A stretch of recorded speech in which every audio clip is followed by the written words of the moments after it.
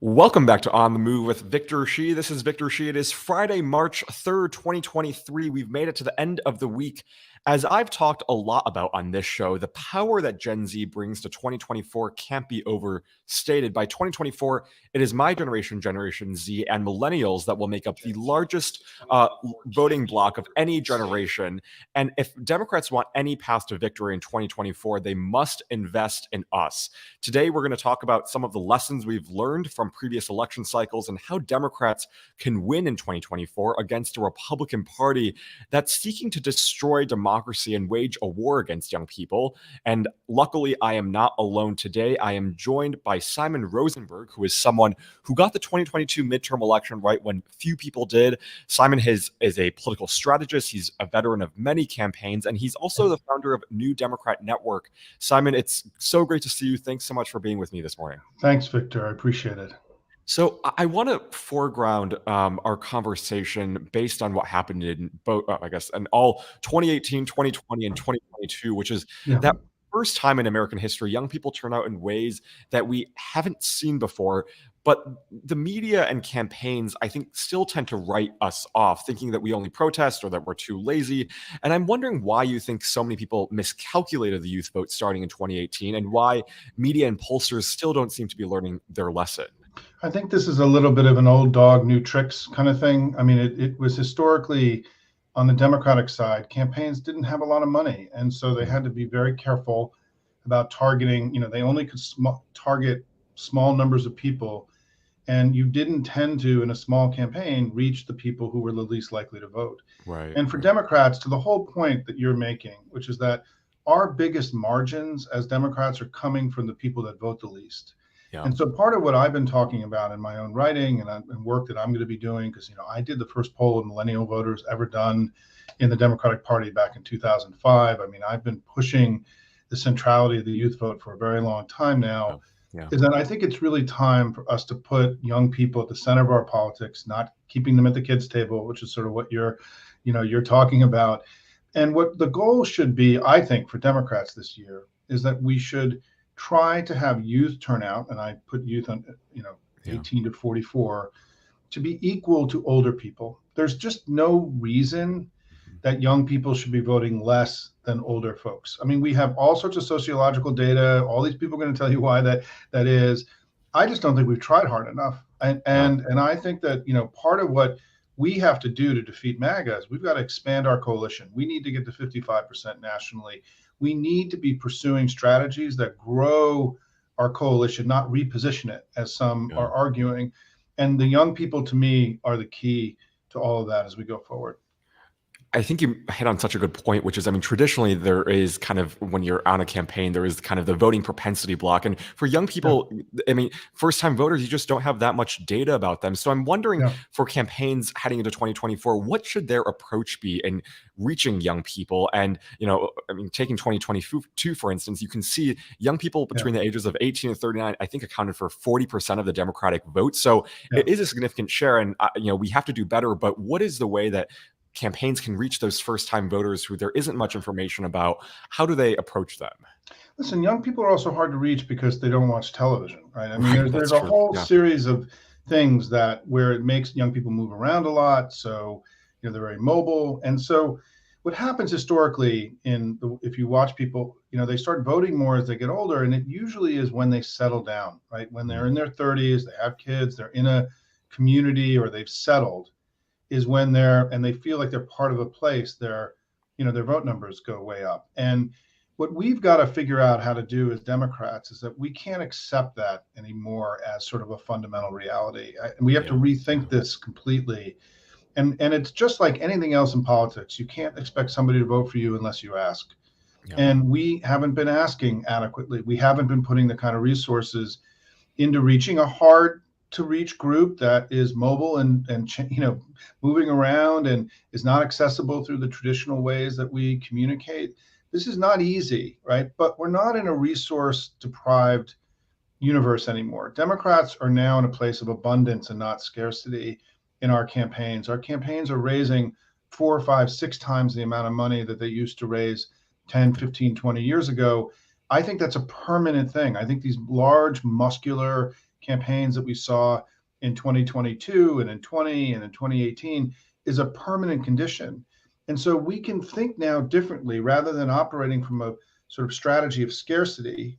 A strategy, we have to be in a place of abundance. And abundance means we need to push youth turnout as high as we possibly can. 20 years ago, the under 45 vote was a jump ball, right? Bush actually won the under 45 vote. Now we're winning the under 45 vote by 13, 15, 20 points. It would be nuts for us at a strategy level not to throw a lot of money across the board as a national party, outside groups, individual campaigns to drive youth turnout up in the coming election. So I want to get your take on something so a few weeks ago, I was on a panel with Representative Lisa Slotkin in Michigan at UChicago. And one of the things that she was saying about the extraordinary youth turnout that we saw in Michigan, although the lines were too long for, I think, any of our liking, but I mean, just seeing young people turn out to vote in those lines was just really incredible. One of the things that she pointed out, which I think is really true, and I think kind of speaks to maybe what states can do, but kind of in the states that we saw the highest voter turnout, maybe Pennsylvania, Michigan, Nevada, that they were also the states that you had a lot of access to the ballot box, whereas in states like Texas and Georgia and Florida, those were the states that tried the hardest to actually suppress young voters. So I'm wondering if you think that is a fair kind of maybe conclusion to reach from the data that we've seen in 2022, and if you can make any other extrapolations from. Yeah, and I will say that Tom Bonnier and I have done a lot of work together. We're going to be releasing over the next 6 weeks or so a series of new research looking back at the vote history of who actually voted. He sent me some stuff last night. He's crunching away, right? He tweeted some youth vote numbers out. So we're going to have a lot more data in the next 6 weeks about what happened in 2022 compared to 2020 and 2018.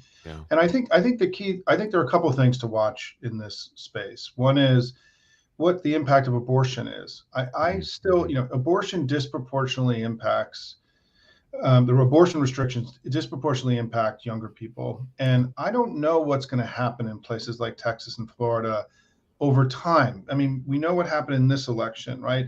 But if you're a 25-year-old married family, there's a higher chance now that your wife is going to die if she has a miscarriage because of Republicans in Texas than before. And I don't know what happens over time with that realization once people really understand the significance of the abortion restrictions. So I think this is an area we have to pay very close attention to. Part of what that story was in Michigan was there was an abortion ballot initiative in Michigan, and it drove, as was in Kansas. I mean, where we had abortion ballot initiatives, we saw the Republican coalition collapse and turnout go through the roof, right? So that's a big piece of it. The second piece, of course, we need to be making it easier for everybody to vote.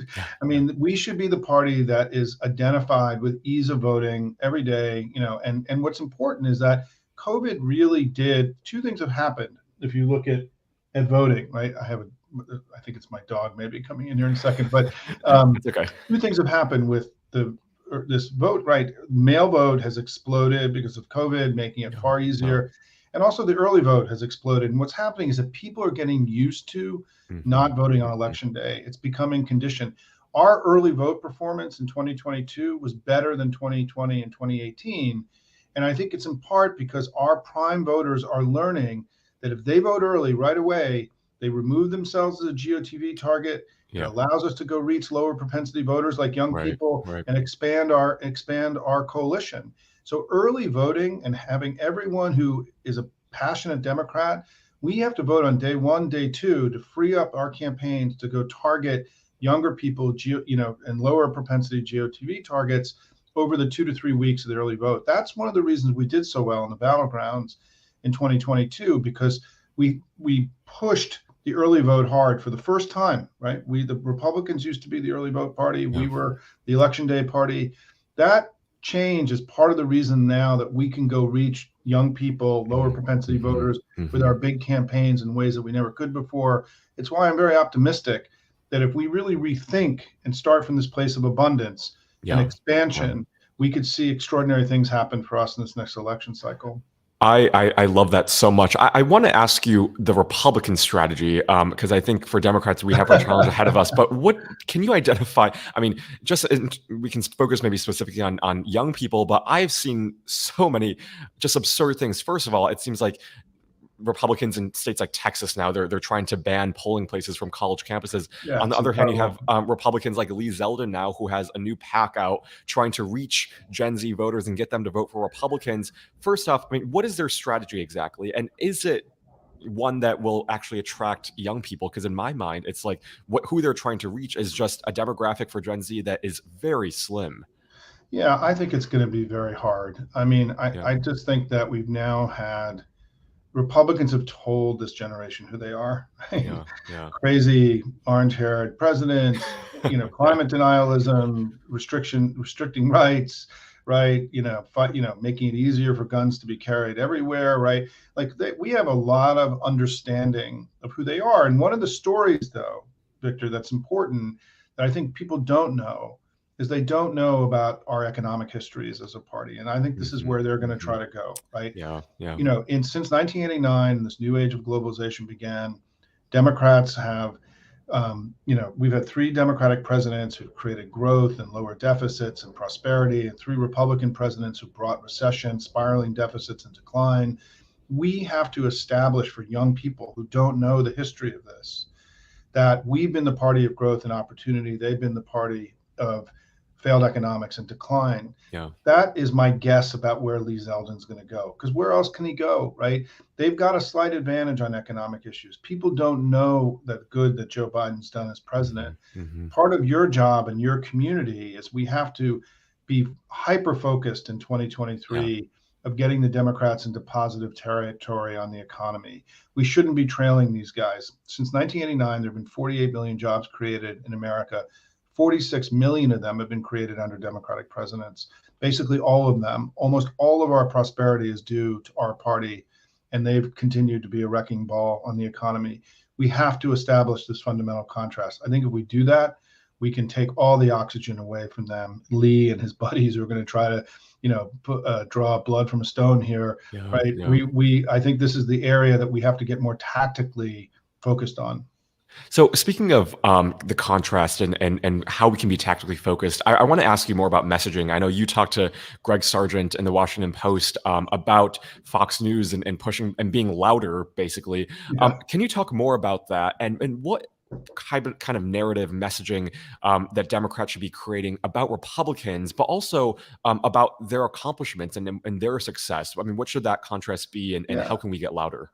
So I have a presentation called With Democrats, Things Get Better that you can find on YouTube that is Mhm. sort of a primer about for anyone who wants to work to establish this fundamental contrast between us being responsible and good and them being a wrecking ball and bringing decline, which is to me the fundamental contrast of this age. I have a whole presentation which provides a lot of data. It's called With Democrats, Things Get Better. Mhm, But mhm. look, I think Victor, the key here is that they're much louder than we are. They invested in building this right-wing noise machine, Fox Yeah, News, yeah, OAN, talk radio, the whole thing.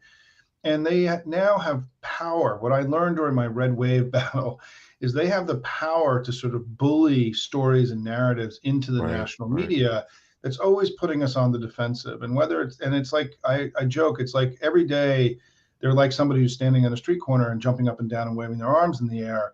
And everything has an exclamation point, right? Fentanyl, Mhm. the border, right? Yeah. Benghazi. I mean, it's every day. And what happens is they end up dictating the terms of the debate every day. I worked in the war room 30 Mhm. years ago. Part of the premise of the war room was that we had to organize a campaign differently in order to win the information battle every day. We need to do that again. And I think there's going to be two ways that we need to approach this in the short term. Well, first of all, we have to decide we're going to do it and become Yeah, louder, right? yeah. However we do that, and you're part of that with this, with this podcast. The first is we need new institutions, Resolute Square, Courier Newsroom, to augment what Pod Save America is doing. Midas Touch, you, Victor. We need leaders and institutions that are reaching more people. We need our own media the way that they've had it. Yeah. But the second thing is that I think everyone watching today should view themselves as an information warrior. And I think Mm. that when we built the War Room 30 years ago, in your mind's eye, it was like 20 sweaty kids drinking Red Bull, producing videos, right? That's not the War Room. The War Room Yeah, today is 4 million proud patriots right. wired together, spreading good messages, talking about the good the Democratic Party is doing, being networked and amplified.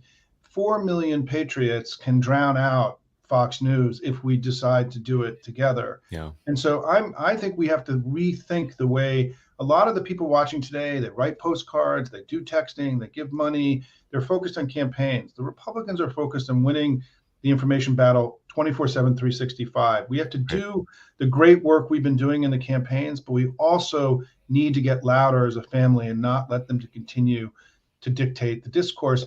In part also, because what we also learned with Fox is that they believe that by fomenting insurrection and extremism, they can make money. And so they've not just become a force of untruth, they've become a dangerous, malevolent force that is encouraging extremism. And we're seeing rising extremism. MAGA is getting worse, it's not getting better. And so we have, as an obligation to the country, we have to be louder about, and because if I can say this last piece, and I know we're going to end here in a second, is that what I've come to learn is that what I think they really do every day is they put negative sentiment into our discourse. They want us to feel worse about our country, our democracy, each other, our leaders, our institutions. Part of our response to that is by putting more positive information and more positive sentiment into the discourse. And so it's not just about being louder. It's also about believing in America, believing in the greatness of this country, believing in one another, believing in the fundamental vision that our founding fathers put forth, that FDR contributed and brought to more people around the world. We have an extraordinary story to tell as a country and a party. We've got to get much more serious about telling it. There's so much to unpack there, and I know we're running short on time. But if it's okay, can I ask you two follow-up questions based on what you said? First, I mean, as you were saying this, I remember scrolling through a tweet. I think it was by Asha Rangapo, who said, "I mean, how are Republicans able to hijack words like CRT and woke into things now? I mean, they can mean anything now. And how are what should Democrats be doing in response to that to control the narrative, not to let them dictate these terms? And then second, who is the type of people that we should be reaching? Because a lot of the times I think there's, Democrats ask, how can we reach the Fox News audience? Is that the audience we need to reach, or is it more independents and maybe not the far right Fox audience? Yeah, I think it's a great question. And I think that the on the second part of it, I think we have to first focus on ourselves, right? Like we have to build a base of knowledge and information and capacity and then spread it outwards, right? I mean, that's what they've done. They have this networked and amplified community where Fox News releases stuff, gets sent to 1 million people, they send it to 10 of their friends, right? We have to be loud, I always say, without being annoying, right? I mean, we all can overshare, I mean, in some of this stuff, but part of it is getting more serious and not expecting, I get a lot of comments like, what is the DNC doing? What's Biden doing? And my answer is, what are you doing, right? We're just, Victor, you and I, we're just guys, right? Like, we're just people. We're just doing this thing. Everyone's got to take more responsibility for helping us navigate and contribute to the discourse. On the first part, the key here is that we have to stop responding and we have to go on offense. If you're on defense, you're losing in politics. And too much of what happens is that they've invested in something like CRT. We let it ride. It metastasizes. But part of the reason they can do it is we're not doing our part in filling the offensive argument about who we are and what we believe and what we're doing. So it's easier for them to push around the media. And I do think there's going to have to be a collective rethink in the Democratic Party. I think we're operating off of an old set of media rules a little bit in our understanding. And it's one of the reasons I'm launching my new Substack on Tuesday. I'm changing how I engage in politics. I'm shutting down an organization that I started and have run for 27 years because I've become convinced that I can't do what I need to do through a 501c4 where speech is so limited. I need to be able to have conversations like this because we're at an inflection point in our history. I mean, a new politics is coming, Victor, for your lifetime, right? It's going to be driven by the battle to make sure the planet doesn't warm and that democracy prevail, freedom and democracy prevail here and around the world. These are going to be the defining battles of your lifetime. And we have to accelerate. One of the things I'm really excited about, and I talk about this all the time, is that the elegant way that Nancy Pelosi did a toss the baton to Hakeem Jeffries and signaled that there's a generational turn that's beginning in the Democratic Party. What I want all of your listeners to know is that I've been doing this for 30 years. The next group of leaders, Victor, Hakeem Jeffries, right? Gretchen Whitmer. This next team is the strongest next team we've ever had. We are strong as a party. Joe Biden's been a good president, right? We are starting from a place of offense and confidence and not defense and fear. And we have no choice, because if we can't defeat MAGA and loosen its dark grip on the Republican Party, right, we're not going to have the kind of future that you and all of your brothers and sisters want to have. And so this is important work, and I'm grateful, Victor, for you being a proud patriot, fighting it out every day, somehow going to school while you're doing. I don't even know how that is possible. I think about, I have a 22-year-old, a 20-year-old, and a 17-year-old, and I can't even imagine how you're balancing all your priorities, but I'm grateful for your work, and it's great to be with you here today.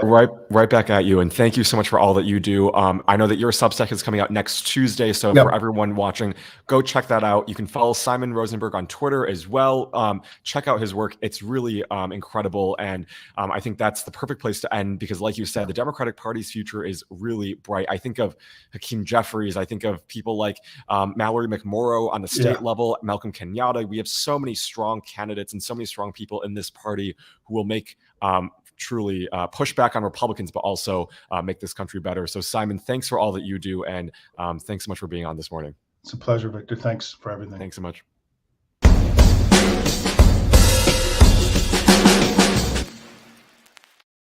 I urge everyone, again, to please follow Simon Rosenberg. He's someone who in the 2022 election just got it right when so many didn't. And he's someone who is a trusted voice, he's a credible voice. He's looked at these issues for so long. And as we head into 2024 and as MAGA gets worse, we need people like Simon Rosenberg helping us defend democracy. And like he said, we are all democracy warriors in this. Don't think that just because you're one voice, it's too small. It isn't. In this social media world, in this information battle, we are all warriors and we can protect democracy. So it's up to all of us to do our part. And I know everyone listening here, we are engaged, but tell those people around you who maybe aren't as engaged, maybe don't really follow politics, might be turned off, to tell them that, they have a role in this too. Be that person who helps empower them. It's really critical. A couple of things before I let you all go. There's some breaking news regarding the Alex Murdaugh trial. I know that maybe some of us has followed it. To be frank, I really haven't followed this trial much, but the news outlets are covering it quite a lot. This morning, Alex Murdaugh got life in prison for the murder of his wife and his son. That was a very long trial, not really actually long trial at all. The duration was pretty short. And so now it seems like Alex Murdaugh will be going to prison for life for the killing of his wife and son. So that is that case. A couple other things that we saw yesterday that I thought were significant. First off, is that the Department of Justice said that Donald Trump can be held liable in court for inciting a insurrection to the U.S. Capitol on January 6th. Now, just for a little bit of context right now, Donald Trump tried to claim immunity after 2 Capitol police officers, as well as 11 Democratic lawmakers, sued Trump for physical and psychological damages on January 6th. Trump basically tried arguing that he had absolute immunity because his conduct was within the scope of his presidential duties. DOJ yesterday shot down the argument, which means that the cops and the Democratic lawmakers can proceed with their lawsuit, and Trump can be held liable in court because what he did on January 6th, that speech that incited that crowd, DOJ said was outside of the purview of the traditional public communication that a president deals with. Basically, a president's speech doesn't include the eminent of private violence, according to the Department of Justice's brief. So there's some good news on that end. I really hope that those cops and those Democratic lawmakers win. It's, again, bad news for Trump, but good news for our democracy, and really, I think, shows, hopefully we can finally find some accountability. In that same vein of accountability, we have the House Ethics Committee yesterday voting to launch its informal investigation into George Santos. It was quite a remarkable letter yesterday. Basically, they're looking into everything. I'm trying to read this letter right here.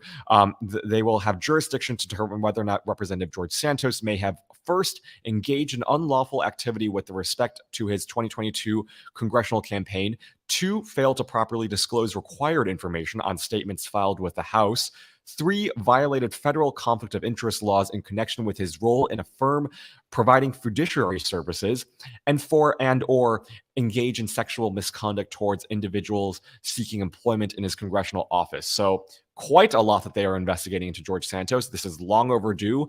I hope that they find something and there's accountability, because we can't have people like George Santos represented in Congress. We cannot normalize what he and Marjorie Taylor Greene and Lauren Boebert are doing. So hopefully that gives you some hope that there is accountability, hopefully on the horizon. Let's all have faith in our institutions and make sure that they do the right thing. Thank you all so much for watching this episode of Simon Rosenberg and for being with us this week. I know we've had quite an exciting week, from Adam Schiff yesterday to other amazing guests this week. It was really a great week, and I thank all of you for being with me this week.